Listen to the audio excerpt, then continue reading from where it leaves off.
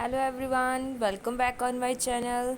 सबसे पहले अगर आप मेरे चैनल पे फर्स्ट टाइम पे विज़िट कर रहे हैं तो सब्सक्राइब करना ना भूलें और साथ में बेल आइकन को प्रेस करना भी ना भूलें, और ताकि मेरी आने वाली जो वीडियोस है वो आप तक सबसे पहले पहुंच जाए। तो प्लीज़ प्लीज़ प्लीज़ सब्सक्राइब ज़रूर करें और साथ में बेल आइकन को भी प्रेस करें और लाइक शेयर कमेंट करना भी ना भूलें। तो आज हम कर रहे हैं बिज़नेस स्टडीज़ का टॉपिक है। बिज़नेस स्टडीज़ का अकाउंट्स का ये जो है मेनली जो है हमारे काम में आता है। तो ये टॉपिक जो है हम कर रहे हैं equity share versus preference shares. तो इसमें जो है हम equity share and preference shares के बारे में पढ़ेंगे और उनमें जो डिफरेंस है उस चीज़ के बारे में भी पढ़ेंगे। सबसे पहले पढ़ेंगे हम कि शेयर्स होते क्या है। फर्स्ट पहले सिंगल यूनिट के बारे में पढ़ेंगे, शेयर्स क्या होते हैं, फिर उसके टाइप्स क्या क्या हैं। आफ्टर डैट जो उसकी टाइप्स हैं उन्हें एक्सप्लेन करेंगे। First is what is share. Share क्या होता है। Share is the smallest unit in which honours capital of company is divided. तो शेयर जो होता है वो ऑनर्स की कैपिटल होती है, मीन्स कंपनी की जो कैपिटल होती है उसका छोटा यूनिट होता है जिसे डिवाइड किया होता है पार्ट्स में। जैसे कि अगर एक कंपनी की कैपिटल 1 लाख है तो वो जो है नंबर ऑफ़ पर्सन्स में डिवाइड किया होता है। तो जितना जितना जिस पर्सन ने दिया होता है, अपना जो कंट्रीब्यूशन किया होता है, उसे हम बोल देते हैं share. A share is the interest of the shareholders in a company measured by the sum of money for the purpose of liability and interest. जो शेयर होता है वो शेयर होल्डर्स का इंटरेस्ट होता है उसमें, मीन्स शेयर होल्डर्स जिन्होंने shares लगाए हैं वो शेयर होल्डर्स हो गए। तो शेयर होल्डर्स का उसमें इंटरेस्ट होता है इन द कंपनी में। लेकिन जो कंपनी है वो उसे सम ऑफ मनी की फॉर्म में मेज़र करती है एंड उसका पर्पस यही होता है कि उसको लायबिलिटीज़ एंड इंटरेस्ट जो है उसमें देखा जाए, क्योंकि जो शेयर होती है, शेयर कैपिटल होती है हमारी, उसे हम लायबिलिटी साइड पे बैलेंस शीट में शो करते हैं और साथ में उसमें इंटरेस्ट मीन्स जो भी उसकी कैपिटल लगाई है, जिस पर्सन ने उस कैपिटल के ऊपर जितना इंटरेस्ट हुआ है आया है, तो वो जो है हम किस पे लगाते हैं, वो लायबिलिटी साइड पे आता है। शेयर जो है उसे डिफाइन किया जा रहा है एक unit of measure of a share holders interest in the company. Share को इससे हम ऐसे डिस्क्राइब कर सकते हैं कि वो यूनिट जिसके साथ हम मेज़र कर सकते हैं शेयर होल्डर्स का इंटरेस्ट कंपनी में कितना है। आगे है टाइप्स ऑफ शेयर। कितने टाइप्स के होते हैं? 2 टाइप्स के होते हैं, one is preference share and other one is equity share. Next is equity share. सबसे पहले हम पढ़ेंगे इक्विटी शेयर के बारे में। तो इक्विटी शेयर क्या होते हैं? Equity share is the common security. ये एक कॉमन सिक्योरिटी होती है जो कि इशूड की जाती है परमानेंट और द ऑनर्स फंड कैपिटल, जो कि ये इशू की जाती है ऑनर्स फंड कैपिटल में। ऑनर्स फंड कैपिटल मीन्स जो कैपिटल ऑनर की होती है, तो वो इक्विटी शेयर होते हैं। या फिर इसे हम ये भी बोल सकते हैं वो लोग, वो शेयर होल्डर्स जिन्होंने इक्विटी शेयर्स परचेज़ किए हैं तो वो कंपनी के ऑनर्स हैं, तो इसलिए इन्हें हम ऑनर्स फंड कैपिटल भी बोल देते हैं। तो equity share are the most important source rising long term capital. तो ये जो इक्विटी शेयर्स हैं वो जो है मोस्ट इम्पॉर्टेंट सोर्स है जिसके साथ हम लॉन्ग टर्म कैपिटल को रेज कर सकते हैं। The equity shares are those shares which do not carry on any special और preferable rights in the payment of annual dividend और रीपेमेंट ऑफ कैपिटल। तो इक्विटी शेयर्स जो हैं वो वाले शेयर्स होते हैं जिनमें हम जो है कोई भी स्पेशल जो है प्रेफरेशनल उन्हें कोई राइट नहीं देते हैं कि अगर उन्हें डिविडेंड पे किया जाएगा या कैपिटल की रीपेमेंट की जाएगी। ये सबसे ज़्यादा रिस्की होते हैं शेयर्स। एक रिस्की सिक्योरिटी होती है इक्विटी शेयर्स।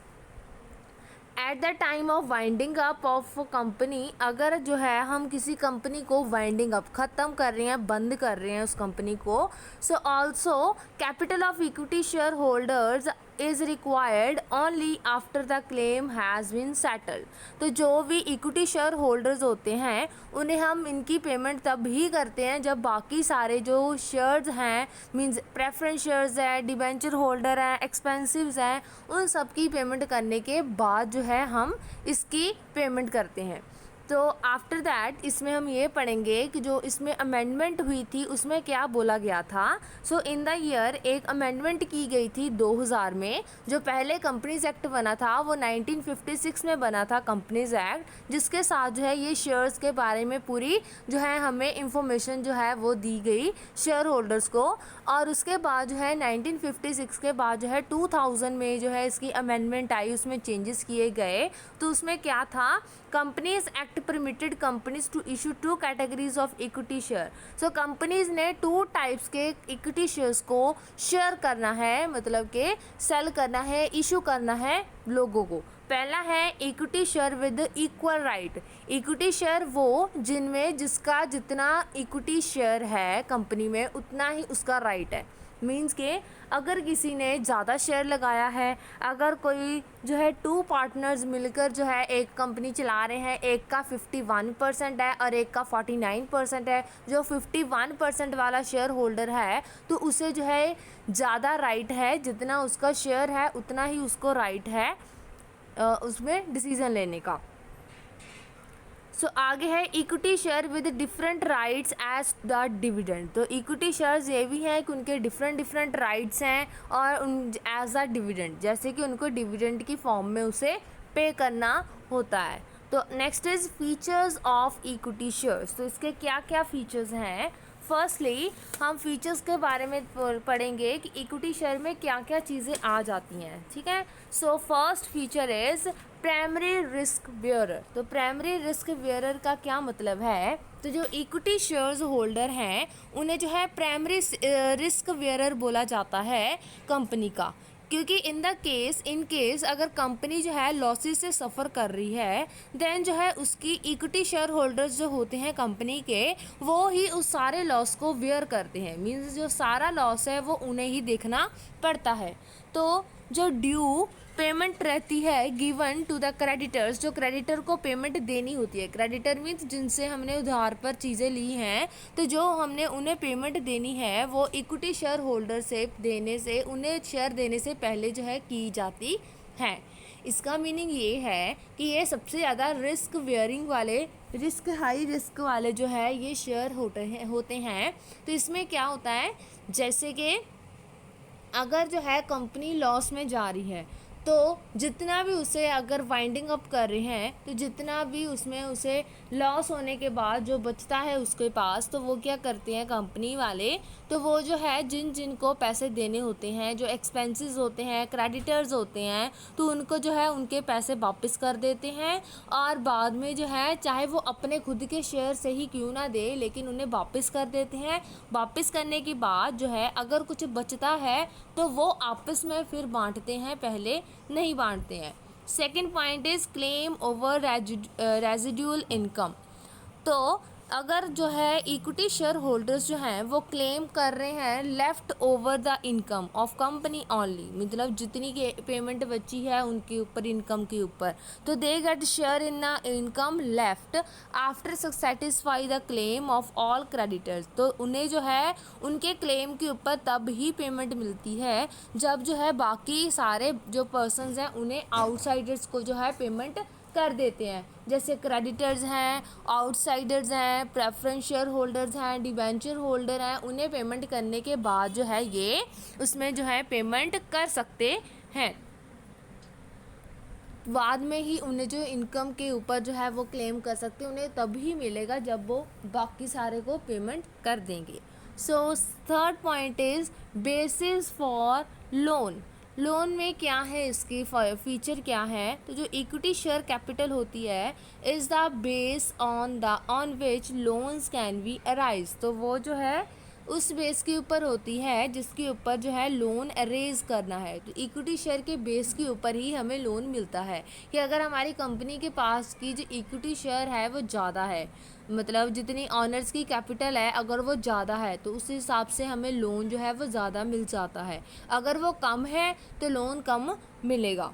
तो इसमें क्या है, तो जो अमाउंट होती है इक्विटी शेयर होल्डर्स की या इक्विटी कैपिटल की वो ऐड होती है to the creditability of the company, वो कंपनी की क्रेडिटेबिलिटी में ऐड होती है। तो जो अमाउंट होती है इक्विटी शेयर्स की वो इंक्रीज़ कर देती है क्रेडिटर्स के कॉन्फिडेंस को, मीन जिनसे हमने उधार पे चीज़ें लेनी है तो वो भी लायबिलिटी होती है ना, जिनसे हम उधार पे चीज़ें लेते हैं क्योंकि हमने फ्यूचर में उन्हें पेमेंट करनी होती है। तो इसलिए जो है हमारी जो इक्विटी शेयर होल्डर्स की जो कैपिटल होती है उसके बेसिस पे ही हमें लोन प्रोवाइड होता है, या फिर हम ये बोल सकते हैं कि उनसे ही हम उधार पे चीज़ें अच्छे से ले सकते हैं। Fourth point is control. तो जो इक्विटी शेयर होल्डर्स होते हैं उनका पूरा कंट्रोल होता है कंपनी की एक्टिविटीज़ के ऊपर, मीन्स जो भी कंपनी में काम हो रहा है वो सारा काम जो है वो कौन कंट्रोल करता है, इक्विटी शेयर होल्डर्स कंट्रोल करते हैं। तो जो इक्विटी शेयर होल्डर्स होते हैं उनके पास पूरा वोटिंग राइट होता है। वोटिंग राइट मीन्स वो डिसीज़न लेने में उन्हें सबसे फर्स्ट जो है वो अपॉर्चुनिटी मिलती है कि वो जो है डिसीज़न लेने में जो है हेल्पफुल हो सकते हैं मैनेजमेंट के लिए। सो द जो इक्विटी शेयर होल्डर्स होते हैं कास्ट वोट टू सेलेक्ट, वो सेलेक्ट कर सकते हैं कि उन्होंने बोर्ड ऑफ डायरेक्टर किन्हें बनाना है, कौन जो है अपने कंपनी को जो उसके अफेयर्स हैं कौन उसे मैनेजर, मतलब कौन मैनेज करेगा, कौन कंट्रोल करेगा, मीन्स जो भी डिपार्टमेंट वाइज उन्होंने मैनेजर सेलेक्ट करने होते हैं तो वो जो है इनके पास इक्विटी शेयर होल्डर्स के पास ही राइट होता है, क्योंकि ये रियल ऑनर्स होते हैं कंपनी के। तो यही डिसाइड करते हैं कि वो अपनी कंपनी में कौन से पर्सन को किस स्टेटस पे जो है वो अपॉर्चुनिटी देंगे, रिक्रूटमेंट करेंगे उनकी, ठीक है। So next is higher profit. Higher profit कैसे है, क्योंकि इसका रेट ऑफ इंटरेस्ट जो है फॉर द डिबेंचर होल्डर जो है एंड रेट ऑफ डिविडेंड जो है वो प्रेफरेंस शेयर होल्डर्स के लिए जो है वो फिक्स्ड होता है। मींस अगर हमने डिबेंचर्स इशू करवाए हैं तो जो भी हमने उनको इंटरेस्ट पे करना है वो फिक्स्ड होता है। और जो प्रेफरेंस शेयर होल्डर्स हैं अगर हमने किसी की प्रेफरेंस के हिसाब से, क्योंकि उन्हें प्रेफरेंस यही दी जाती है कि उन्हें डिविडेंड पे होएगा, तो अगर जो है हमने उनसे ऐसे शो करवाया है जो इशू करवाए हैं प्रेफरेंस शेयर होल्डर्स इशू किए हैं तो उसके लिए भी उन्हें एक फ़िक्स्ड अमाउंट जो है वो पे की जाती है इंटरेस्ट की फॉर्म में, डिविडेंड की फॉर्म में। तो जो at the time of profit अगर हमें प्रॉफिट हो रहा है, मीन्स कंपनी को प्रॉफिट हो रहा है, तो जो डिबेंचर्स होल्डर होते हैं और प्रेफरेंस शेयर होल्डर्स होते हैं वो अपनी फिक्स्ड इनकम को जो है वो लेते हैं डिविडेंड की फॉर्म में। Only equity share enjoy a higher profit. तो इसका मीनिंग यही है कि जो डिबेंचर्स होल्डर है या फिर प्रेफरेंस शेयर होल्डर्स हैं जितनी अमाउंट फिक्स की जाती है उन्हें उतनी ही पे की जाती है। तो जो बाकी मार्जिन बचता है वो हायर प्रॉफिट हो तो वो जो है सिर्फ इक्विटी शेयर होल्डर्स का ही उसके ऊपर राइट है। No any other person will be claim for that, कोई और पर्सन उनके लिए जो है क्लेम नहीं कर सकता है except equity share holders. Last is preemptive right. तो इसमें क्या है, जो इक्विटी शेयर होल्डर्स होते हैं उन्हें ये प्री इम्पेरेटिव राइट जो है वो दिया जाता है, जिसमें जो है कंपनीज एक्ट के अंडर जो भी प्रोविजंस है उन्हें देखकर। सो इसमें क्या है, अकॉर्डिंग टू राइट, इस राइट के अकॉर्डिंग ये है कि अगर एक कंपनी जो है प्लानिंग करती है कि वो न्यू इक्विटी शेयर्स को इशू करेगी तो it must offer the share, तो उन्हें ये शेयर्स की ऑफ़र दी जाती है to existing share holders first. Means के अगर उन्होंने न्यू शेयर्स इशू करने हैं कंपनी ने तो वो जो है जो पहले से उस कंपनी के शेयर होल्डर्स हैं उन्हें ये अपॉर्चुनिटी देते हैं कि वो जो है और शेयर्स को परचेज़ करें, ताकि जो उनकी ऑनरशिप है उनके पास ही रहे, किसी और पर्सन के पास, आउटसाइडर के पास जो है ना जाए। तो वो जो है उन्हें सबसे पहले अपॉर्चुनिटी दी जाती है, ऑफ़र दी जाती है कि एग्जिस्टिंग शेयर होल्डर्स को कि वो जो है उन्हें परचेज़ करें। अगर जो है एग्जिस्टिंग शेयर होल्डर्स रिफ्यूज़ कर देते हैं कि न्यू इशू शेयर्स को परचेज़ करने से, देन जो है कंपनी के पास यही ऑप्शन बचती है कि वो जो है जनरल पब्लिक में उन शेयर्स को इशू कर दे। तो ये राइट जो है ये प्रोटेक्ट करता है controlling right of equity share holders. तो ये जो है राइट जो है ये प्रोटेक्ट करता है कि उन्होंने कैसे जो है अपने शेयर होल्डर्स ने अपने राइट को कैसे कंट्रोल करके रखना है, किसी थर्ड पर्सन के पास जो है उस राइट को नहीं जाने देना है और उनमें डिवीज़न जो है कम करनी है, वो उनके ऊपर ही डिपेंड करता है। नेक्स्ट है टाइप्स ऑफ इक्विटी शेयर। तो कितने टाइप्स के इक्विटी शेयर्स होते हैं? There are 3 types of equity share. One is right share, bonus share and other one is sweat equity share. तो अब हमने इन तीनों को डिटेल में ही पढ़ना है। So first is right issue of share. जो राइट इशू है या राइट शेयर्स हैं उनके बारे में है। सो कंपनीज एक्ट 1956 का एक सेक्शन है 81 सबसेक्शन 1। तो इसमें क्या दिया गया है? तो इस सेक्शन में ये बताया गया है जो राइट शेयर्स हैं वो इशू किए जाते हैं उन शेयर्स को, मींस राइट शेयर्स वो शेयर्स होते हैं जिन्हें इशू किया जाता है after the original issue of share. Means पहले जो है इक्विटी शेयर ओरिजिनल होते हैं उन्हें इशू किया जाता है, उनके बाद जो है राइट शेयर्स को इशू किया जाता है। And but having a inherited right of existing share holders to subscribe to these shares in proportion to their holdings. तो ये जो है ये राइट जो है शेयर होल्डर्स के पास ही होता है, मींस के पहले वो एग्जिस्टिंग शेयर होल्डर्स को ही ये राइट देते हैं कि वो जो है राइट इशू शेयर्स को जो है वो परचेज़ करें। अगर जो है वो प्रपोर्शन, उन्हें एक प्रपोर्शन दे दिया जाता है जिसके हिसाब से जो है वो होल्ड कर सकते हैं शेयर्स को। अगर जो है ये जो शेयर्स हैं must be offered to the existing share holders. ये जो शेयर्स हैं वो एग्जिस्टिंग शेयर होल्डर्स को अगर ऑफ़र किए जाते हैं तो वो प्रोरट्टा बेसिस के ऊपर दिए जाते हैं। तो प्रोरट्टा वाले तो आपको पता ही है, जब हम री इशू कर देते हैं, प्रोरट्टा मीन्स जो ऑलरेडी आई होती है इनकम उस बेसिस के ऊपर उन्हें फॉर फ्यूचर करके जो है शेयर्स को दोबारा री इशू कर देते हैं हम, डिस्काउंट के ऊपर भी और प्रीमियम के ऊपर भी इशू कर देते हैं, ठीक है। तो वो होता है प्रोरट्टा बेसिस। सो ये जो शेयर्स होते हैं वो ऑल्सो भी इशूड, वो न्यू मेंबर्स को भी इशू कर दिए जाते हैं when the existing share holders do not accept the offer.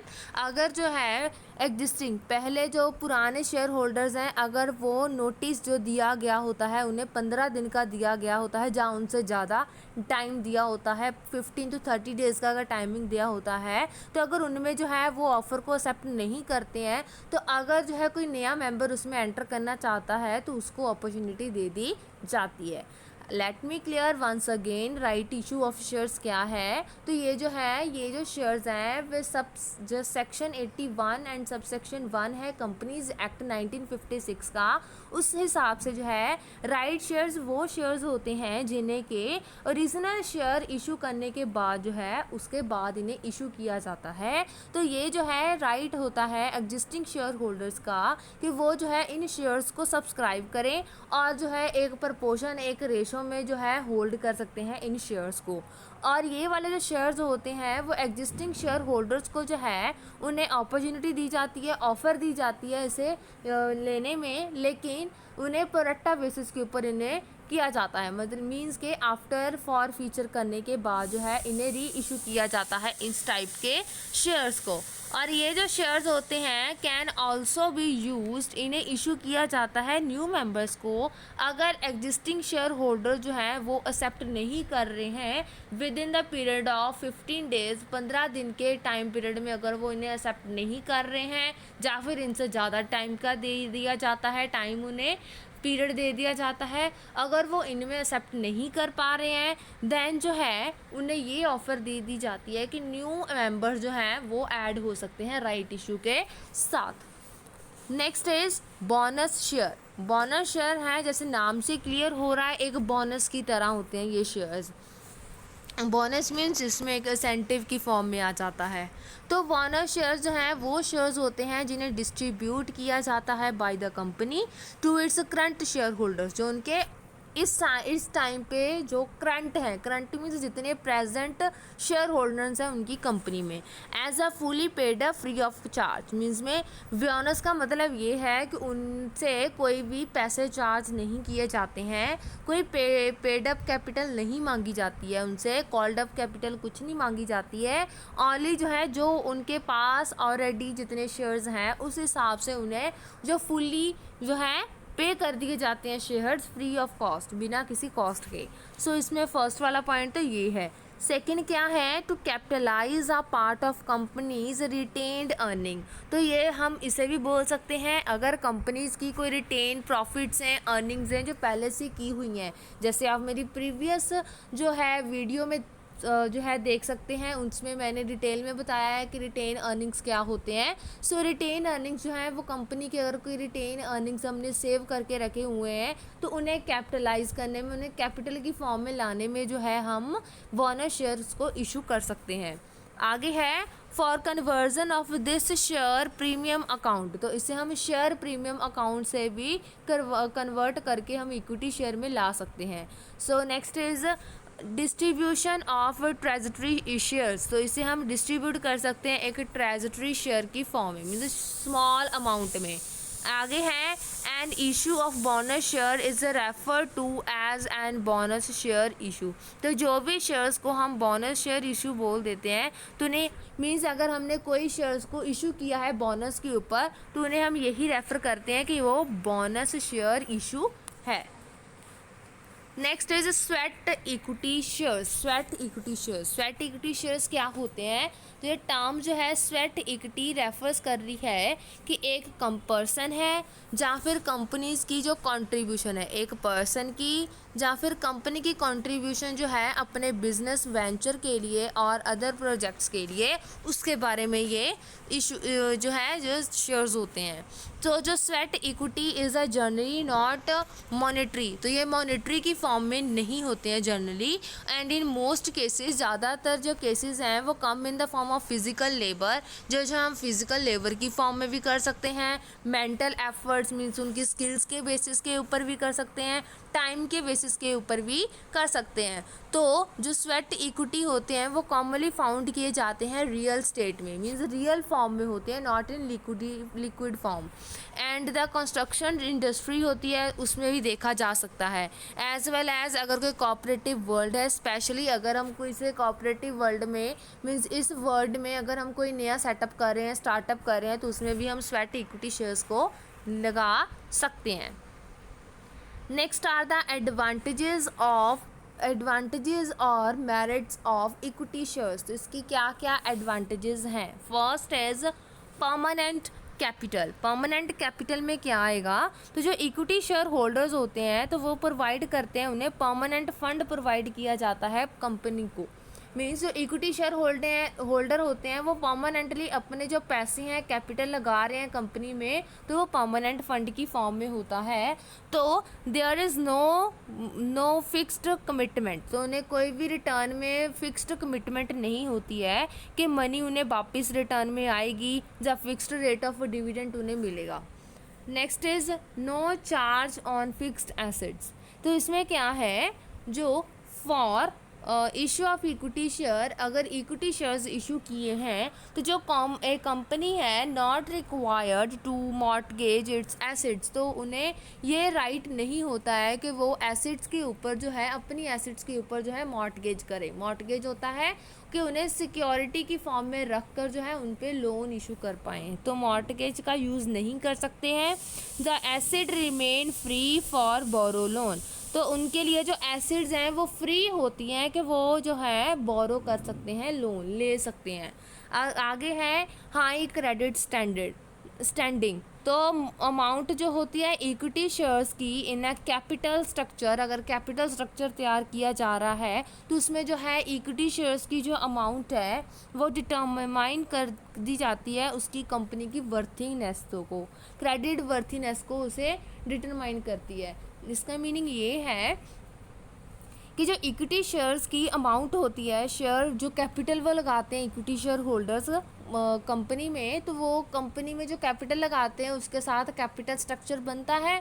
Capital structure बनता है तो उन्हें ये डिटरमाइन कर दिया जाता है कि उनकी कितनी क्रेडिट वर्थीनेस है, मीन्स कितना वो ईजिली जो है लोन लेके उन्हें रीपेमेंट कर सकते हैं इंटरेस्ट के साथ। तो कंपनी जो है वो मोर इक्विटी शेयर्स जो है वो इंजॉय करती है हायर क्रेडिट वर्थीनेस के साथ। नेक्स्ट है ह्यूज फंड।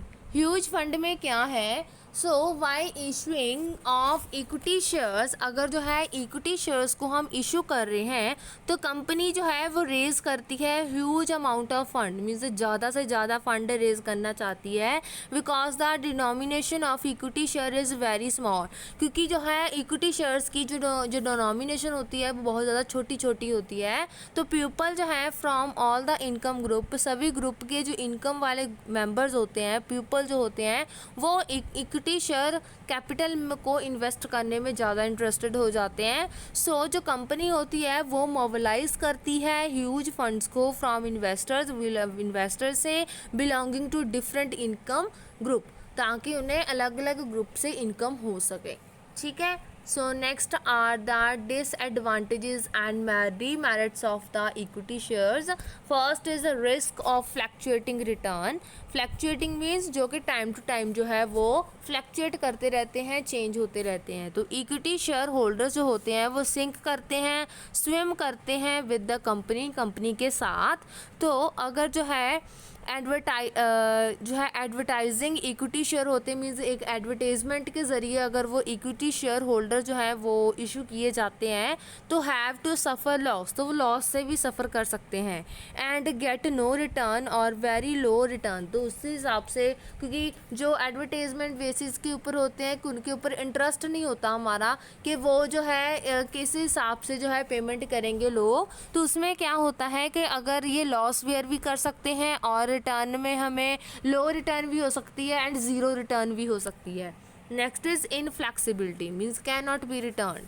तो इसमें क्या है, जो इक्विटी शेयर्स होते हैं वो परमानेंट सोर्स होता है कैपिटल का, तो इसमें जो है ये कहा जा सकता है कि it can not be return, even इन्हें रिटर्न नहीं किया जा सकता when it is laying ideal, अगर वो फ्री में भी वेस्टेज में जा रहे हैं। तो अगर जो है इनमें कोई स्कोप नहीं है एक्सपेंशन और ग्रोथ का, देन इक्विटी शेयर होल्डर जो है वो रिमेन आइडियल, तो वो फ्री में ही इनको कर रहे हैं, तो वो फ्री में ही इनको जो है वो आगे दे ही जा रहे हैं। तो बट अगर कैन नॉट बी रिटर्न, अगर ये रिटर्न नहीं होने हैं during the life time of the company, that means इसका मीनिंग ये है कि थोड़ा सा कन्फ्यूजिंग है इनफ्लेक्सिबिलिटी। इसमें ये बोला गया है कि अगर जो है हम ये बोलते हैं कि जो इक्विटी शेयर्स होते हैं वो परमानेंट बेसिस के ऊपर होते हैं, कैपिटल की फॉर्म में हम इन्हें कंपनी में लेकर आते हैं, है ना। तो जब इसमें हमें कोई रिटर्न वापस नहीं होएगा, ना ही हमें ये श्योरिटी है कि हमें इक्विटी शेयर्स की जो हमने कैपिटल लगाई है वो भी हमें वापस आएगी, तो उसमें भी कोई श्योरिटी नहीं है वापस आने में। तो देन जो है ये हमारे में हम जो है अपनी जो मनी की एक वेस्टेज कर रहे हैं एक हिसाब से, तो वो मनी की वेस्टेज है अगर हमें उसमें रिटर्न में कुछ भी वापस नहीं होएगा। तो ड्यूरिंग द लाइफ टाइम जब तक ये कंपनी है, तो ये भी श्योर नहीं होता है कि कंपनी के बाद भी जो है अगर कंपनी बंद भी हो गई है तो हमें जो है उस हिसाब से वापस मिल जाए, तो it is not surety. Next is legal formality. Legal formality में क्या है, अगर एक कंपनी जो है वो कंप्लीट कर रही है टू मैनी लीगल फॉर्मेलिटीज़, बहुत सारी लीगल फॉर्मेलिटीज़ को कंप्लीट कर रही है, and has to take many permissions before issue of equity share, और जो है जनरल पब्लिक को इशू करने में, शेयर इशू करने में भी वो परमिशन ले रही है, तो इसमें जो है क्या ये उसकी सही चीज़ है कि अगर जो कंपनी है वो लीगल फॉर्मेलिटीज़ को पूरा कर रही है। तो अगर वो लीगल फॉर्मेलिटीज़ को पूरा ना करे, अगर वो लीगल फॉर्मेलिटीज़ को पूरा ना करे इस हिसाब से, तो जो है उसकी जो क्या होएगी, वो उसमें रॉन्ग वे पे चले जाएगी और कंपनी जो है वो बंद हो सकती है, वाइंडिंग अप हो सकती है। दोबारा से बोल रही हूँ, अगर एक कंपनी जो है कोई भी काम कर रही है, कोई भी इशू कर रही है शेयर्स को, एनी अदर कोई भी डिसीज़न ले रही है, वो लीगल फॉर्मेलिटीज़ के साथ ले रही है, जहाँ फिर गवर्नमेंट से जो है वो परमिशन लेकर ले रही है, देन इट इज़ गुड। अगर वो ऐसा नहीं कर रही है देन उस हिसाब से जो है उन्हें लॉस वेयर करना पड़ सकता है, यहाँ तक कि कंपनी की लिक्विडेशन भी हो सकती है, गोज़ टू एंड भी हो सकता है कंपनीज का। Last is issue depends on market condition.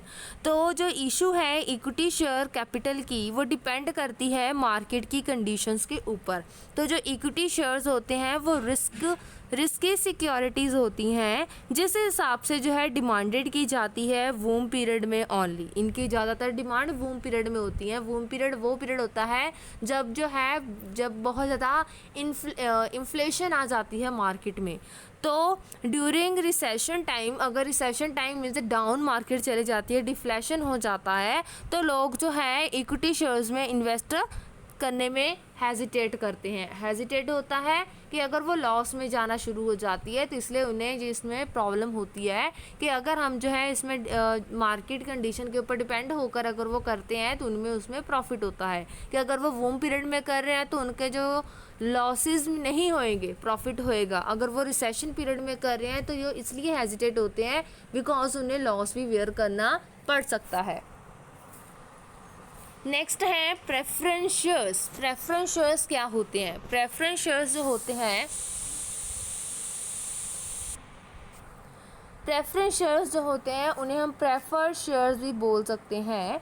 तो द टाइप ऑफ सिक्योरिटी, वो एक सिक्योरिटी के टाइप हैं जिसे हम जो है ऑफ़र करते हैं कैटेगराइज की फॉर्म में, similar to both common shares और फिक्स्ड इनकम सिक्योरिटी। इसे हम फिक्स्ड इनकम सिक्योरिटी भी बोल सकते हैं और शेयर्स भी बोल सकते हैं। तो जो होल्डर्स होते हैं प्रेफरेंस शेयर्स के, वो टिपिकली गिवन प्योरिटी, उन्हें प्योरिटी दी जाती है when it comes to any dividend. अगर उन्हें डिविडेंड देना होता है देन कंपनी उन्हें पे करती है। तो इन एक्सचेंज उस हिसाब से जो है preference shares often do not enjoy same level of voting right. तो वो इक्विटी शेयर की तरह जो है वोटिंग राइट को एंजॉय नहीं कर सकते हैं, लेकिन इसमें बेनिफिट ये है कि अगर इक्विटी शेयर होल्डर्स को ये नहीं होता है कि उन्हें डिविडेंड पे होएगा, बट प्रेफरेंस शेयर होल्डर को जो है डिविडेंड की अमाउंट पे होती है। तो प्रेफरेंस शेयर्स जो होते हैं आर दोज, वो शेयर्स होते हैं जिनके ऊपर इक्विटी के हिसाब से इनमें क्या क्या चीज़ें होती हैं। First is payment of dividend, payment of dividend दी जाती है। Second is repayment of investment, जितनी भी अमाउंट उन्होंने इन्वेस्ट की गई है उनकी रीपेमेंट कर दी जाती है वाइंडिंग अप के टाइम पे। Next are features of preference shares. Preference shares के फीचर्स क्या हैं? फर्स्ट फीचर है फिक्स्ड रेट ऑफ डिविडेंड। तो ये तो आप सबको पता ही चल गया है फिक्स्ड रेट ऑफ डिविडेंड का क्या मीनिंग है, कि इनमें जो है फिक्स्ड रेट ऑफ डिविडेंड जो है वो पे किया जाता है। मींस के जब भी प्रेफरेंस शेयर होल्डर्स को जो शेयर्स हैं वो इशू किए जाते हैं तो उन्हें पहले से ही बता दिया जाता है कि उन्हें कितना डिविडेंड पे किया जाएगा। तो जो प्रेफरेंस शेयर्स होते हैं वो फिक्स्ड रेट ऑफ डिविडेंड को लेते हैं before paying dividend to equity share holders. तो इन्हें जो है इक्विटी शेयर होल्डर्स को पे करने से पहले जो है डिविडेंड दे दिया जाता है। Second is no security. इसमें जो है कोई भी सिक्योरिटी जो है companies do not offer any security. तो कंपनी जो है प्रेफरेंस शेयर होल्डर्स को कोई भी सिक्योरिटी नहीं देती है। तो अगर प्रेफरेंस शेयर जो कैपिटल होती है वो पार्ट होता है ऑनर फंड कैपिटल का, लेकिन उसमें कोई भी सिक्योरिटी नहीं होती है। Next is voting right. Voting right जो है इनके पास नहीं होता है, जितना कि इक्विटी शेयर्स को ये इस चीज़ का जो उनके शेयर होल्डर्स होते हैं उनको पूरा जो है दे दिया जाता है वोटिंग राइट। बट जो प्रेफरेंस शेयर होल्डर्स होते हैं उन्हें do not gate voting right, उन्हें कोई भी वोटिंग राइट नहीं मिलता है अंडर जनरल कंडीशंस के अंडर। तो हाउएवर जो कि इस हिसाब से जो कि प्रेफरेंस शेयर होल्डर्स होते हैं उन्हें वोटिंग राइट तब मिलता है अगर जो डिविडेंड नहीं पे किया जा रहा 2 साल से ज़्यादा। अगर डिविडेंड उन्हें नहीं पे किया जा रहा 2 साल से ज़्यादा टाइम हो गया है देन उन्हें जो है राइट दिया जाता है वोटिंग का, ठीक है। And last is hybrid security. Hybrid security क्या होती है? तो जो प्रेफरेंस शेयर्स होते हैं उन्हें हम हाइब्रिड सिक्योरिटी भी बोल सकते हैं, क्योंकि ये जो शेयर्स होते हैं इनमें जो है फीचर यही होता है, वो equity share as well as feature of debenture. इसमें इक्विटी शेयर का भी होता है और डिवेंचर का भी होता है कुछ फीचर। इक्विटी शेयर और डिवेंचर का क्या फीचर है? डिवेंचर का फीचर ये है कि इन्हें डिविडेंड पे होता है फिक्स्ड अमाउंट में, और इक्विटी शेयर का फीचर ये है कि अगर उन्हें 2 साल तक कोई भी डिविडेंड पेमेंट नहीं हुई है तो उनके पास जो है इक्विटी शेयर होल्डर्स की तरह जो है वोटिंग राइट उन्हें मिल जाता है। तो इसमें क्या है, लाइक इक्विटी शेयर की तरह प्रेफरेंस शेयर्स को भी जो है डिविडेंड मिलता है only one company is earning profit, अगर वो कंपनी जो है प्रॉफिट अर्निंग कर रही है तब। And as a debenture preference, जो डिबेंचर की तरह अगर हम देखें तो उन्हें फिक्स्ड रेट ऑफ रिटर्न में मिलता है, dividend fixed rate of return में मिलता है। नेक्स्ट है टाइप्स ऑफ प्रेफरेंस शेयर्स। तो इसमें जो है टोटल 8 टाइप्स के हैं। First is cumulative, non cumulative, participating, non participating, redeemable, irredeemable, convertible, not convertible. अब हम इन 8 के बारे में डिटेल में पढ़ेंगे कि ये होते क्या हैं। First is cumulative preference shares. तो क्यूमुलेटिव प्रेफरेंस शेयर्स क्या होते हैं? तो वो ये शेयर्स होते हैं preference shares on which dividend get accumulated are, जिनमें जो है डिविडेंड एक्यूमुलेटेड होता है। तो प्रेफरेंस शेयर्स जो है वो डिविडेंड तब ही पाते हैं when the company is earning profit, जब जो है कंपनी प्रॉफिट अर्न कर रही है तब ही वो डिविडेंड जो है वो लेती है। तो in the case of cumulative preference shares, cumulative preference shares के केस में ये है कि हमें डिविडेंड मिलता है क्यूमुलेटिव के लिए फॉर द ईयर, उस साल के लिए जिस साल में कंपनी, देखो इसमें सिंपल से वे में मैं आपको समझा देती हूँ कि क्यूमुलेटिव प्रेफरेंस शेयर्स होते क्या हैं। क्यूमुलेटिव प्रेफरेंस शेयर्स वो शेयर्स होते हैं अगर जो है उन्हें डिविडेंड तो पे होता है, बट कब होता है, लेकिन जैसे कि अगर एक साल में जो है कंपनी को कोई भी जिस साल में सोचो कि प्रॉफिट हुआ है उस साल का मिल जाएगा, जिस साल में नहीं हुआ है तो उस साल में नहीं मिलेगा। लेकिन इसमें यह भी है कि जितने साल का उन्हें नहीं मिला है बट जिस साल उन्हें प्रॉफिट हुआ है तो प्रीवियस जितने भी ईयर्स है, जितने साल का उन्हें नहीं मिला है डिविडेंड, वो भी साथ में पे होएगा। तो इसमें एग्जांपल दी गई है। एग्जांपल क्या है, अगर एक कंपनी जो है वो लास्ट 2 ईयर्स से जो है क्या वेयर कर रही है, लास्ट 2 ईयर से उसे लॉस हो रहा है, तो इन 3rd ईयर तीसरे साल में उसने प्रॉफिट अर्न किया है, तो जो क्यूमुलेटिव प्रेफरेंस शेयर्स होल्डर हैं उन्हें जो है 3 साल का, तब से लेके जब से उन्हें नहीं मिला है, मतलब जब उनको प्रॉफिट हुआ है उस तब तक 3 साल का जो है साथ में डिविडेंड पे किया जाएगा। Next is non cumulative preference shares. Non cumulative में इससे थोड़ा सा उल्ट होता है। तो इसमें क्या है, जो प्रेफरेंस शेयर्स हैं ये वाले, इसमें जो है dividend does not gate cumulative, इन्हें क्यूमुलेटिव बेसिस के ऊपर नहीं मिलता है। तो ये जो शेयर होल्डर्स होते हैं वो dividend only for those year, उसी साल का उन्हें मिलता है जिस साल में जो है उन प्रॉफिट अर्न किया है कंपनी ने। अगर कंपनी ने कोई लॉस अर्न किया, मतलब लॉस हुआ है, वेयर किया है, तो वो जो है उस साल का डिविडेंड क्लेम नहीं कर सकते हैं। तो जो डिविडेंड होता है प्रीवियस लॉस ईयर्स का इज़ नॉट क्यूमुलेटेड, उनके लिए वो क्लेम नहीं कर सकते हैं, but they get dividend of the current profit earning year only. तो वो जिस साल में उन्हें प्रॉफिट हुआ है कंपनी को, उस साल का ही वो क्लेम कर सकते हैं। जैसे कि प्रीवियस एग्जांपल को भी मैं आगे कंटिन्यू कर रही हूँ, जैसे कि उन्होंने लास्ट 2 इयर्स में जो है डिविडेंड नहीं मिला है बिकॉज ऑफ लॉस, कंपनी को लॉस हो रहा था, लेकिन 3rd ईयर में उन्हें प्रॉफिट हुआ। तो जो non cumulative preference share holders हैं उन्हें उस 3rd ईयर का मिलेगा डिविडेंड, लास्ट 2 इयर्स का वो क्लेम भी नहीं कर सकते हैं और ना ही उन्हें मिलेगा। Next are participating preference shares. Participating means ये प्रेफरेंस शेयर्स वो होते हैं which get share in a surplus profit of company. तो ये वो वाले शेयर होल्डर्स होते हैं, प्रेफरेंस शेयर होल्डर्स होते हैं जिन्हें जो है कंपनी का जो सरप्लस प्रॉफिट होता है उसमें से भी इन्हें शेयर मिलता है कंपनी का, तो इन्हें हम पार्टिसिपेटिंग प्रेफरेंस शेयर बोलते हैं। तो ये जो प्रेफरेंस शेयर होल्डर्स होते हैं इन्हें फिक्स्ड रेट ऑफ डिविडेंड जो है in case of surplus profit दिया जाता है is left after paying fixed dividend. कब दिया जाता है? पहले उनको जितना फिक्स्ड डिविडेंड सेलेक्ट किया गया है उतना पे किया जाता है, उन्हें वो पे करने के बाद एक्स्ट्रा पे किया जाता है जितना एक बिजनेस को, एक कंपनी को प्रॉफिट हुआ है उसमें से उनका शेयर। तो ये जो है प्रेफरेंस शेयर और इक्विटी शेयर से भी जैसे सेम एज ही है। तो जो पार्टिसिपेटिंग प्रेफरेंस शेयर्स होते हैं वो get a share in that surplus profit, तो उन्हें सरप्लस प्रॉफिट में से भी शेयर उन्हें मिलता है।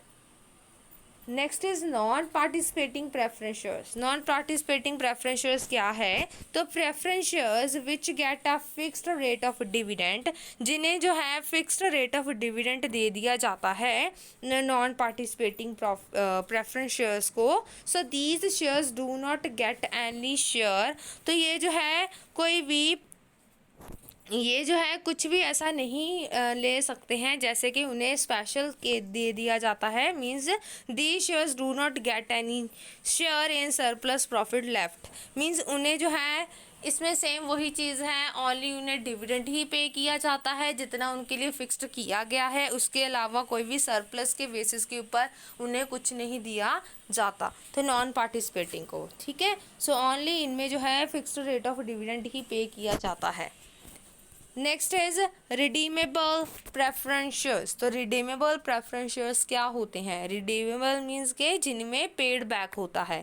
तो ये वो वाले प्रेफरेंस शेयर्स हैं जिन्हें रिडीम कर दिया जाता है, एक एक्सपायरी डेट इनमें फिक्स कर दी जाती है, fixed period time period fix किया जाता है, तो इसलिए इन्हें रिडीमेबल बोला जाता है, मीन्स उन्हें पे बैक किया जाता है। तो ये जो शेयर्स होते हैं वो रिडीम होते हैं बाय द कंपनी की तरफ से आफ्टर गिविंग नोटिस, उन्हें नोटिस देने के बाद as per the term of issue, जब जो भी टर्म्स उन्होंने इशू करने के टाइम पे सिलेक्ट की गई हैं उन टर्म्स के बेसिस के ऊपर उन्हें नोटिस दे दिया जाता है कंपनी की तरफ से, और जो है उन्हें उनकी जो अमाउंट है वो पे बैक कर दी जाती है। तो जो प्रोविजंस हैं कंपनीज एक्ट के अंडर वो ले डाउन कर दी गई हैं कि प्रेफरेंस शेयर जो है मस्ट बी रीपेमेंट कर दी जाती है विद इन 20 ईयर्स, 20 साल के अंदर after the date of issue की डेट के अंदर। जैसे कि अगर उन्होंने 2001 में जो है एग्जाम्पल ले रही हूँ कि अगर उन्होंने 2001 में प्रेफरेंस शेयर होल्डर्स एक प्रेफरेंस शेयर्स एक कंपनी ने इशू किए हैं एक शेयर होल्डर को, तो वो 2020 तक जो है उसके पेमेंट वापस कर देंगे जितने भी उन्होंने शेयर्स इन्वेस्ट किए हैं as a preference share holders. Next is non redeemable और irredeemable. Non redeemable irredeemable are same. So इसमें क्या है, ये जो प्रेफरेंस शेयर्स हैं आर नॉट रिडीम, इन्हें रिडीम नहीं किया जाता है lifetime of the company, मतलब पूरी लाइफ टाइम तक नहीं किया जाता। कब? जब तक कंपनी की लाइफ है तब तक इन्हें रिडीम नहीं किया जाता। जैसे पिछले वाले ये हैं कि उन्हें 20 ईयर्स में करना ही करना है, लेकिन जो ये वाले हैं वो जो है रिडीम नहीं करते हैं जब तक जो है उसकी लाइफ टाइम है, मतलब कंपनी की जब तक लाइफ है तब तक नहीं कर सकते हैं, तो इसलिए इन्हें इररिडीमेबल प्रेफरेंस शेयर्स बोला जाता है। तो दीज शेयर्स, ये वाले जो शेयर्स हैं उन्हें रिफंड किया जाता है जब कंपनी की वाइंडिंग अप हो जाए, मीन्स जब कंपनी बंद हो जाए तब इन्हें रिडीम किया जाता है शेयर होल्डर्स को कंपनी की तरफ से। Next is convertible preference shares. तो कन्वर्टेबल प्रेफरेंस शेयर्स होते क्या हैं? सो ये preference shares which get the converted into equity shares on the expiry of fixed time period of time. इसमें ये है कि ये वो वाले शेयर्स होते हैं जिन्हें इक्विटी शेयर्स में कन्वर्ट कर दिया जाता है जितना भी उन्हें प्रेफरेंस शेयर्स के लिए टाइम दे दिया जाता है। जैसे कि अगर उन्होंने रिडीमेबल में लिया हुआ है कि उन्होंने विद इन 20 ईयर्स जो है उन्हें रीपेमेंट करनी है, तो अगर कंपनी जो है उनकी रीपेमेंट नहीं कर रही है तो वो जो है उन्हें कन्वर्ट कर सकती है इक्विटी शेयर में, बिना उन्हें रीपे किए हुए। तो उन्हें जो है वो इक्विटी शेयर होल्डर्स में अपॉर्चुनिटी दे दी जाती है, उन्हें वोटिंग राइट दे दी जाती है चीज़ों की, ठीक है, डिसीजन लेने में। तो आफ्टर कन्वर्टिंग करने के बाद जो है जो प्रेफरेंस शेयर होल्डर्स होते हैं वो इक्विटी शेयर होल्डर्स की तरह सारे जो हैं as similar equity share holders की तरह उन्हें सारे राइट जो हैं वो दे दिए जाते हैं। तो दोबारा से बोल रही हूँ, तो कन्वर्टेबल प्रेफरेंस शेयर्स वो शेयर्स होते हैं जिन्हें जो है इक्विटी शेयर्स में कन्वर्ट कर दिया जाता है after the expiry of a fixed period of time.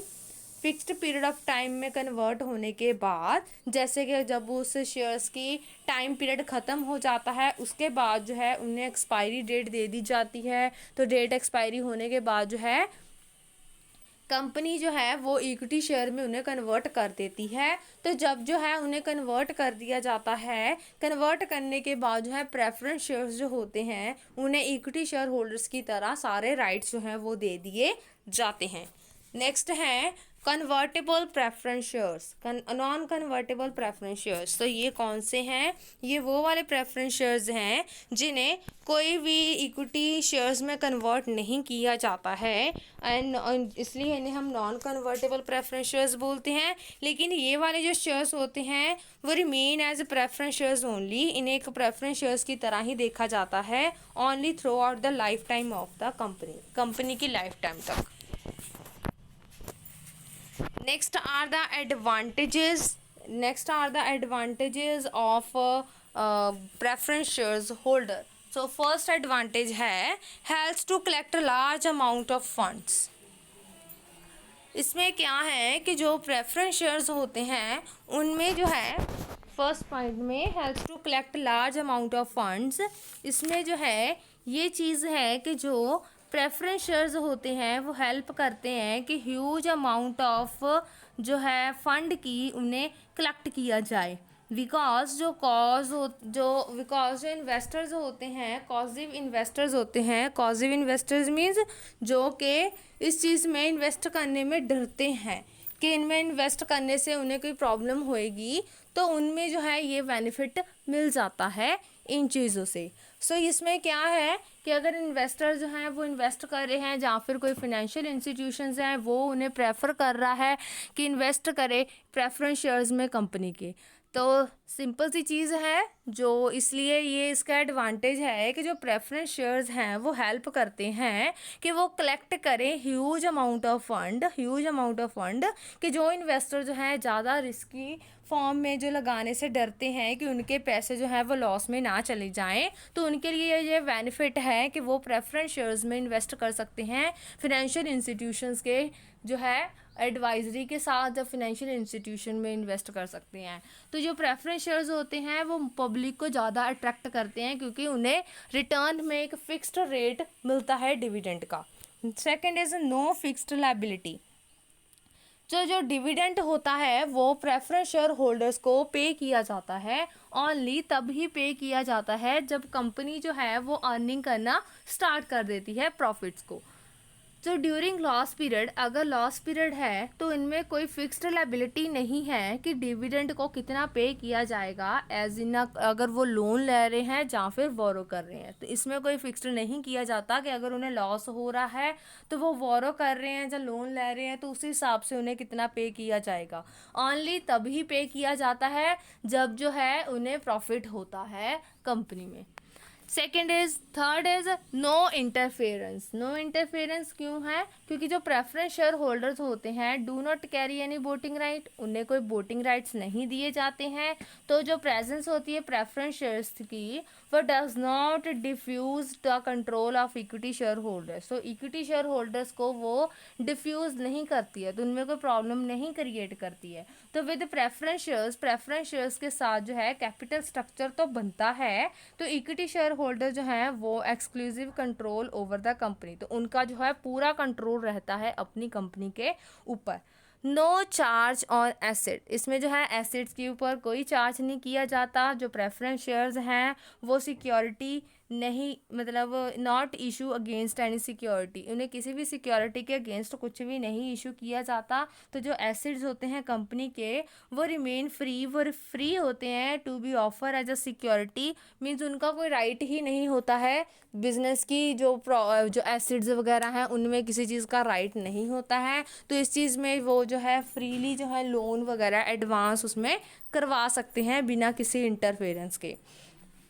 तो इसलिए इन्हें बोला जाता है कि नो चार्ज ऑन एसिड्स, क्योंकि उनमें जो है किसी चीज़ से रिलेटेड जो है कोई प्रॉब्लम नहीं होती है, तो वो जो है ईजिली लोन्स वगैरह एडवांस करवा सकते हैं। Next is variety. Variety means preference shares में बहुत सारे टाइप्स में उन्हें कैटेगराइज किया गया है, डिफरेंट टाइप्स के प्रेफरेंस शेयर्स अवेलेबल होते हैं। तो जिसके अकॉर्डिंग जो इन्वेस्टर जो है अपने इंटरेस्ट अपनी नीड के अकॉर्डिंग जो है वो इन्वेस्ट कर सकता है कंपनी में। Last is the trade on equity. Trade on equity means जो रेट ऑफ डिविडेंड है प्रेफरेंस शेयर्स का वो फिक्स्ड होता है। Hence in years of prosperity and more profit equity share holders enjoy high rate of earnings with the presence of preference shares in the capital structure. तो इसमें क्या है कि अगर जैसे कि साल बीतते जाते हैं उस हिसाब से जो है कंपनी को ज़्यादा से ज़्यादा प्रॉफिट होना शुरू हो जाता है, इक्विटी शेयर होल्डर जो है हाई रेट ऑफ अर्निंग्स जो है वो अर्न करना शुरू कर देते हैं। तो विद द प्रेजेंस, इस प्रेजेंस से जो है प्रेफरेंस शेयर्स की प्रेजेंस से जो है जो इनकी कैपिटल स्ट्रक्चर है वो स्टेबल रहती है, तो उसमें जो है उन्हें कोई प्रॉब्लम नहीं आती है। Next are the disadvantages of preference share holders. तो first is fluctuating and low return. तो इसमें क्या है, जो प्रेफरेंस शेयर होल्डर्स होते हैं get return only when the company is earning profit. तो इन्हें तभी रिटर्न में मिलता है जब कंपनी अर्निंग्स करती है। तो जो रिटर्न होती है प्रेफरेंस शेयर्स की वो लो होती है, लेस होती है। Rate of interest on loan की इंटरेस्ट से कम होती है। तो प्रेफरेंस शेयर्स जो हैं वो ज़्यादा अट्रैक्ट नहीं करते हैं इन्वेस्टर्स को as compare to a sure return, क्योंकि उनकी रिटर्न बहुत कम होती है। जैसे कि उन्होंने अमाउंट उसकी फ़िक्स्ड की होती है, एग्जाम्पल है कि उन्होंने अमाउंट उसकी फ़िक्स्ड की होती है कि अगर हमने इतने % जो है उन्हें वापस करना है ना, तो इतना अमाउंट हमने वापस करना है। तो अगर जो है कंपनी को ज़्यादा प्रॉफिट हो रहा है तो उस हिसाब से तो जो है जितनी अमाउंट फिक्स है उन्हें तो उतना ही इंटरेस्ट मिलेगा। तो प्रेफरेंस शेयर होल्डर्स को उसमें कोई भी इतना ज़्यादा प्रॉफिट नहीं होता है, तो इस हिसाब से ये इसकी डिसएडवांटेज है। Second is dividend is not treated as expenses. तो जो डिविडेंड है वो पे किया जाता है प्रेफरेंस शेयर होल्डर्स को बाय द कंपनी में, तो is not treated as expenses. तो उन्हें एक्सपेंसेस की फॉर्म में नहीं ट्रीट किया जाता। तो it is not deducted from the income, तो उन्हें इनकम में से भी डिडक्ट नहीं किया जाता कंपनी की। So before calculating income tax calculate करने से पहले तो जो कंपनी है वो इनकम टैक्स पे कर देती है ऑन द इनकम के ऊपर which is distributed to preference share holders. तो जो कि प्रेफरेंस शेयर होल्डर्स को पे किया जाता है। इसका मीनिंग ये है कि जैसे कि कंपनी जो है वो इनकम टैक्स की रिटर्न जब फिल करती है, लेकिन डिविडेंड हम जो है डिडक्ट नहीं करते हैं इनकम टैक्स की रिटर्न में से, बिकॉज क्योंकि इनकम टैक्स पहले पे किया जाता है आफ्टर डैट, जो उसके बाद जो है हम जो है प्रेफरेंस शेयर होल्डर्स को उनका डिविडेंड प्रोवाइड करते हैं। तो इसमें जो है एज अ इनकम इन्हें रिट्रीट किया जाता है, नॉट अ एक्सपेंस, इसे एक्सपेंस की फॉर्म में नहीं लिया जाता। थर्ड है नो वोटिंग राइट। तो जो प्रेफरेंस शेयर होल्डर्स होते हैं उनके पास कोई भी वोटिंग राइट नहीं होता है। तो शेयर होल्डर जो है वो ये नहीं कह सकते कुछ, मतलब have no say anything to management में वो कोई भी डिसीज़न लेने में हेल्पफुल नहीं होते हैं। तो उन्हें कोई राइट ही नहीं दिया जाता कि वो कोई भी मैनेजमेंट को जो है अपना जो प्रेफरेंस है वो दे सके या फिर उन्हें अपना व्यू पॉइंट दे सके। तो जो शेयर होल्डर्स होते हैं गेट वोटिंग राइट, वही शेयर होल्डर्स जो है मतलब कि वाइंडिंग अप के रिगार्डिंग जो है कंपनी की रेजोल्यूशन, नो एनी रेजोल्यूशन, उन्हें कोई रेजोल्यूशन नहीं दिया जाता, सीधा वाइंडिंग अप की टाइम पे उन्हें रीपेमेंट कर दी जाती है, कोई डिसीज़न नहीं लेते हैं। तो उस हिसाब से उनकी शेयर कैपिटल में भी प्रॉब्लम होती है। Next is fixed obligation. तो जो रेट ऑफ डिविडेंड है वो पे किया जाता है प्रेफरेंस शेयर होल्डर्स को, वो फिक्स्ड होता है। मीन्स फिक्स्ड ऑब्लाइजेशन क्यों है, क्योंकि जो रेट ऑफ डिविडेंड है वो फिक्स्ड होता है कंपनी की तरफ से जो प्रेफरेंस शेयर होल्डर्स को दिया जाएगा। So during time of low profit, जब जो है लो प्रॉफिट का टाइम होता है, मीन्स उन्हें प्रॉफिट कम होता है, so also company has to pay fixed rate of dividend, तो कंपनी को तो fixed rate of dividend pay करना ही पड़ता है। सो ये उसके लिए एक डिसएडवांटेज बन जाता है कि अगर उसको प्रॉफिट कम हुआ है लेकिन जितना उन्होंने डिसाइड किया है उस हिसाब से तो उन्हें पे करना ही पड़ेगा। तो ये व्यू ऑफ पॉइंट कंपनी के व्यू ऑफ पॉइंट से है, तो कंपनी को अगर लॉस भी हो रहा है तब भी उसे उतना पे करना पड़ेगा, मतलब प्रॉफिट इतना ज़्यादा नहीं हुआ है कि लेकिन जो फिक्स्ड अमाउंट है उतना तो उसे पे करना ही पड़ेगा। Last is employees stock option. तो इसमें क्या है, ये जो ऑप्शन है वो डायरेक्टर्स की तरफ से दी जाती है, officers and employees of the company और ऑफ द होल्डिंग कंपनी और सब्सिडरी कंपनी या फिर कंपनीज, इफ़ एनी, किसी को भी दी जाती है, which gives such director officer and employ benefit और राइट टू परचेज। उन्हें क्या क्या ऑफर दी जाती है सभी को, कि वो राइट दे देते हैं कि कुछ भी परचेज कर सकते हैं, to subscribe for the shares of the company at the future date at the predetermined price, means उन्हें एक स्टॉक की तरह उनकी फॉर्म में जो है उन्हें दे दिया जाता है। नेक्स्ट है बेटा difference between equity and preference share holders. इसमें क्या है, हम equity share and preference shares में डिफरेंस पढ़ेंगे क्या क्या है। फर्स्ट इज, जो इक्विटी शेयर्स हैं उनकी फेस वैल्यू बहुत ज़्यादा लो होती है। सेकेंड चीज़, इधर जो है प्रेफरेंस शेयर्स में जो इसकी फेस वैल्यू है वह बहुत ज़्यादा हाई होती है। सेकंड क्या है पॉइंट, इक्विटी शेयर में जो डिविडेंड पे किया जाता है इक्विटी शेयर होल्डर्स को, वो और बाकी सारे शेयर्स की पेमेंट के बाद किया जाता है।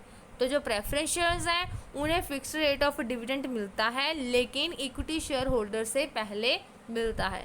थर्ड पॉइंट क्या है, जो इक्विटी शेयर होल्डर्स हैं उन्हें वोटिंग राइट दिया जाता है लेकिन प्रेफरेंस शेयर होल्डर्स को कोई भी वोटिंग राइट नहीं दिया जाता है।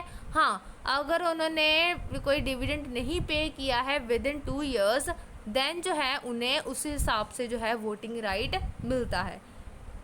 ये भी पॉइंट हो गया, ये भी हो गया। एंड आगे है फोर्थ पॉइंट, तो ये जो इक्विटी शेयर्स हैं वो हाई रिस्की होते हैं, तो जो प्रेफरेंस शेयर्स हैं वो लेस रिस्की होते हैं। लास्ट पॉइंट है, जो इक्विटी शेयर्स होते हैं वो attract bold and adventurous investors, मतलब जिनको खतरा लेने में कोई दिक्कत नहीं होती है, जो एडवेंचरस होते हैं, जो हेजिटेट नहीं करते हैं रिस्क लेने से, वही इसमें इन्वेस्ट करते हैं। लेकिन प्रेफरेंस शेयर्स होल्डर में जो पॉजिटिव होते हैं या फिर कंस्ट्रक्टिव इन्वेस्टर्स होते हैं कि जो ये नहीं चाहते हैं कि उनका पैसा जो है वो डूबे, तो वो जो है इनमें इन्वेस्ट करते हैं। So thank you for everyone to watching my video. And मैं आपसे फिर से रिक्वेस्ट कर रही हूँ लास्ट में कि मेरी वीडियो को लास्ट तक ज़रूर देखें और साथ ही साथ जो है बेल आइकन को प्रेस करना भी ना भूलें ताकि मेरी आने वाली जो वीडियोज़ हैं वे आप तक सबसे पहले पहुँच जाएँ, और सब्सक्राइब करना भी ना भूलें। अपने फ्रेंड्स, अपने रिलेटिव्स के साथ जो है इसे ज़्यादा से ज़्यादा जो है वो शेयर करें ताकि वो भी जो है इनका बेनिफिट ले सके। और जो भी अगर आपको किसी भी टॉपिक के, कॉमर्स के किसी भी टॉपिक के रिगार्डिंग जो है आपको कोई भी वीडियो चाहिए, देन आप मुझे कमेंट में बता सकते हैं। देन आई हैव ट्राई, मैं ट्राई करूँगी कि आपकी वीडियोस के, अपनी वीडियोस के ज़रिए जो है आपकी प्रॉब्लम्स को सॉर्ट आउट कर पाऊँ। और thank you for watching my video. Like, share, subscribe करना ना भूलें।